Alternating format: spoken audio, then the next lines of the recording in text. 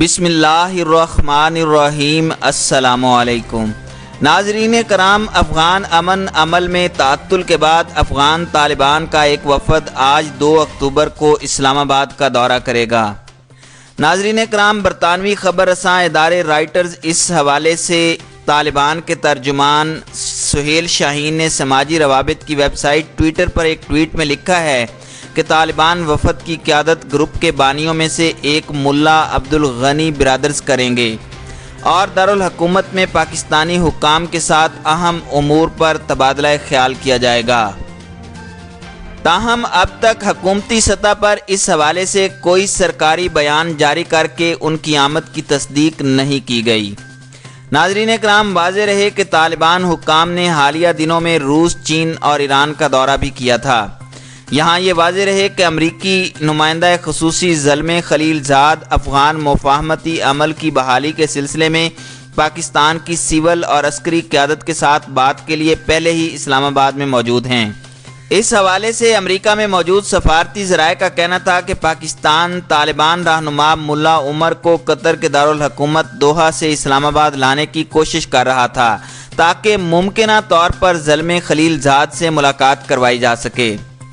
ناظرین کرام، دوسری جانب ایک طالبان عہدیدار نے نام ظاہر نہ کرنے کی شرط پر رائٹرز کو بتایا کہ یہ وفد پاکستان کی قیادت کو امریکہ کے ساتھ ختم ہونے والے ان مذاکرات کی وجوہ کے بارے میں آگاہ کرے گا جس کا مقصد امریکی اور دیگر غیر ملکی فوجیوں کے انخلاء کے بدلے میں طالبان سے سیکیورٹی ضمانت لینا تھا۔ ناظرین اکرام، طالبان عہدیدار کا کہنا تھا کہ طالبان کا نیو یارک میں امریکی صدر ڈونلڈ ٹرمپ سے ملاقات سے قبل وزیر اعظم عمران خان کے حالیہ بیانات پر عمل کرنے کا منصوبہ ہے، جس میں انہوں نے کہا تھا کہ وہ امریکی صدر کو دوبارہ مذاکرات میں شامل ہونے پر رضامند کرنے کی کوشش کریں گے۔ علاوہ ازیں افغان صدر کے ترجمان اشرف غنی سے اس معاملے پر فوری رابطے کی کوشش کی گئی، تاہم انہوں نے کوئی رد عمل نہیں دیا۔ ناظرین اکرام، یاد رہے کہ افغانستان میں 18 سالہ طویل جنگ کے خاتمے کے لیے امریکہ اور طالبان کے مابین کئی ماہ سے جاری امن مذاکرات کسی سمجھوتے پر پہنچنے کے قریب تھے، تاہم کابل میں طالبان کے حملے میں ہلاک 12 افراد میں ایک امریکی فوجی کے شامل ہونے کی وجہ سے امریکی صدر ڈونلڈ ٹرمپ نے عسکریت پسند گروہ اور افغان صدر اشرف غنی کے ساتھ کیمپ ڈیوڈ میں طے شدہ ملاقات منسوخ کر دی تھی۔ ناظرین اکرام، بعد ازاں امریکی کانگریس کمیٹی کی جانب سے طلب کیے جانے پر زلمے خلیل زاد نے اراکین کانگریس کو ایک خفیہ بریفنگ دیتے ہوئے بتایا تھا کہ طالبان کے ساتھ معاہدہ ختم ہو چکا ہے۔ انہوں نے حال ہی میں وزیر اعظم عمران خان کے دورہ امریکہ کے موقع پر ان سے ملاقات کی تھی اور طالبان کے ساتھ مذاکرات معطل ہونے سے قبل 1 سال سے جاری بات چیت میں ہونے والی پیش رفت کے بارے میں آگاہ کیا تھا۔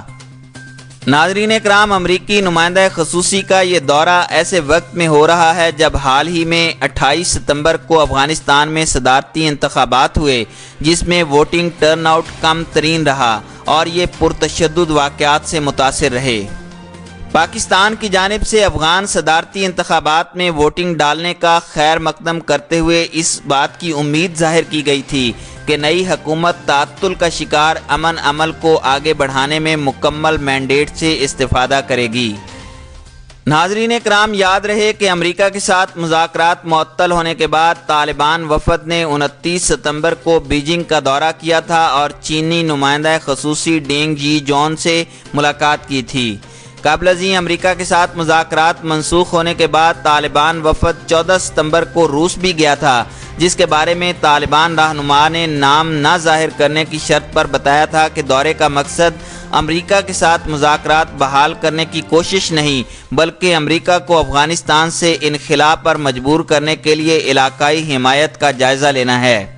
اس کے علاوہ قطر کے دارالحکومت دوحہ میں جاری مذاکراتی عمل کے حوالے سے امریکی اور طالبان نمائندوں نے بتایا تھا کہ انہوں نے ایک طریقہ کار پر اتفاق کیا جسے جلد حتمی شکل دے دی جائے گی۔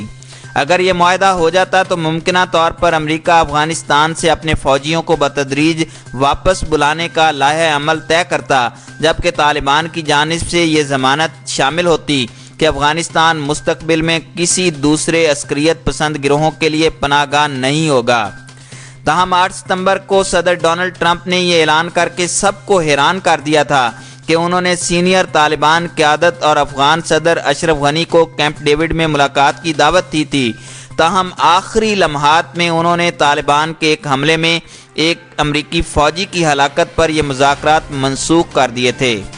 اس پر رد عمل دیتے ہوئے طالبان کے ترجمان ذبیح اللہ مجاہد نے کہا تھا کہ ڈونلڈ ٹرمپ نے مذاکرات کا سلسلہ معطل کر دیا، تاہم اب امریکہ کو پہلے کے مقابلے میں غیر معمولی نقصان کا سامنا ہوگا، لیکن پھر بھی مستقبل میں مذاکرات کے لیے دروازے کھلے رہیں گے۔